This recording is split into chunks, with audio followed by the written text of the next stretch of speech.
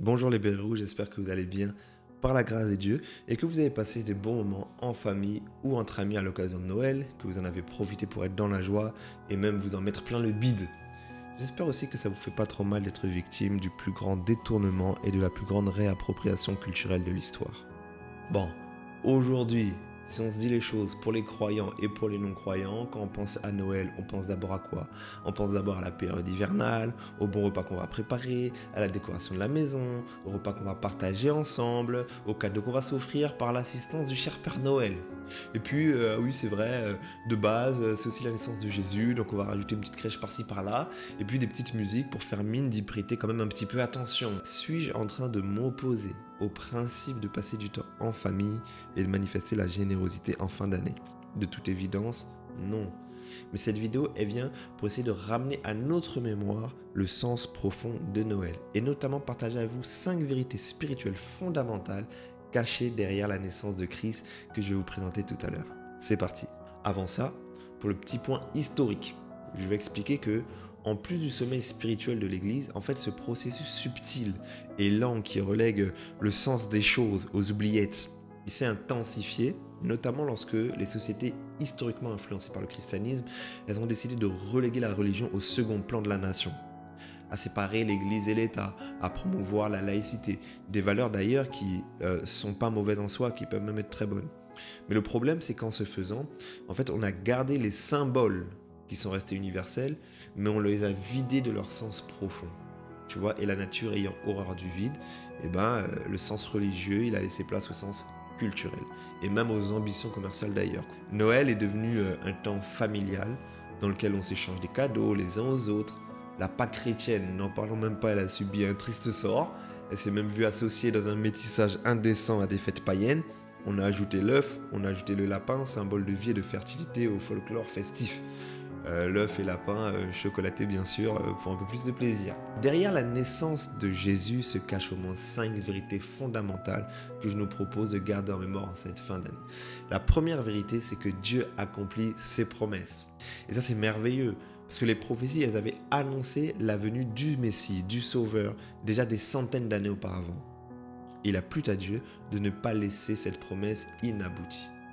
Vous savez, Dieu n'est pas un homme pour mentir, ni un politicien pour faire des promesses pour lesquelles il n'a pas les moyens d'exécution. Lorsqu'il parle, il accomplit. Et la Bible, c'est un recueil de promesses accomplies. Dieu a accompli des promesses avant la naissance de Jésus. Il a accompli la promesse de la naissance de Jésus. Il a même accompli des promesses après la naissance de Jésus.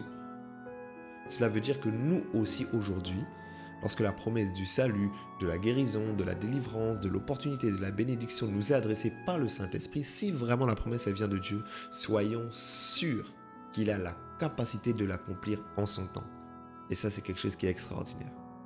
La deuxième vérité fondamentale, c'est que Dieu passe par l'homme pour accomplir son plan. L'homme avec un grand H, et donc en l'occurrence ici, une femme, Marie, qui était l'une des vierges qui était en Israël. Dieu, dans sa souveraineté, n'a pas souhaité former Jésus de la poussière comme il a fait avec Adam et puis il souffle dessus. Mais il a décidé d'introduire le Christ par la voie naturelle, par l'accouchement d'une mère biologique. Et ça nous révèle une fois de plus, comme on le voit dans toutes les Écritures, que Dieu passe par les hommes pour sauver les hommes. Les grandes et les petites choses qu'il veut faire sont exprimées par des hommes et des femmes qu'il s'est choisis pour les exécuter. Finalement, tous les croyants sont aujourd'hui des instruments de Dieu qu'il s'est choisis pour exprimer sa volonté dans le monde. Et je veux même dire, tu es l'instrument de Dieu pour enfanter sa volonté dans ta génération. La troisième vérité, c'est que le Saint-Esprit rend toutes choses possibles. Tu vois, Marie, elle comprend bien qu'elle est choisie par Dieu lorsque l'ange s'adresse à elle et lui dit qu'elle a trouvé grâce aux yeux de Dieu.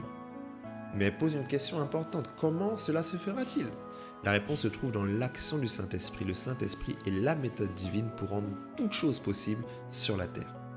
Il a participé à la création dès Genèse chapitre 1 et il intervient dans l'humanité pour emmener les hommes de la dimension naturelle à la dimension spirituelle. À chaque fois que le défi semble grand, que l'accomplissement semble impossible, c'est en Dieu le Père, au nom de Jésus-Christ, mais par le Saint-Esprit, que nous sommes exaucés. On a besoin de vivre une vie remplie et couverte de la gloire du Saint-Esprit de Dieu. Quatrièmement, la naissance de Jésus nous rappelle que bien plus qu'une nation, Dieu a le désir de sauver tous les hommes. La naissance de Jésus, c'est un bouleversement spirituel qui marque l'inauguration visible de la phase finale du plan d'action de Dieu en vue du salut de tous les hommes. Dieu qui s'était d'abord tourné vers les Juifs a décidé de réunir Juifs et païens dans une même alliance avec lui-même.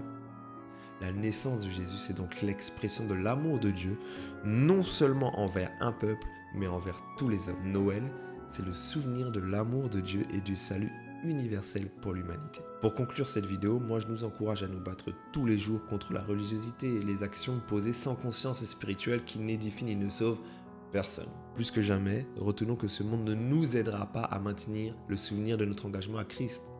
Et que même les fêtes instituées au calendrier chrétien n'ont pas vocation à n'être que le souvenir d'un jour, mais un rappel qui nous maintient éveillés les 364 jours suivants.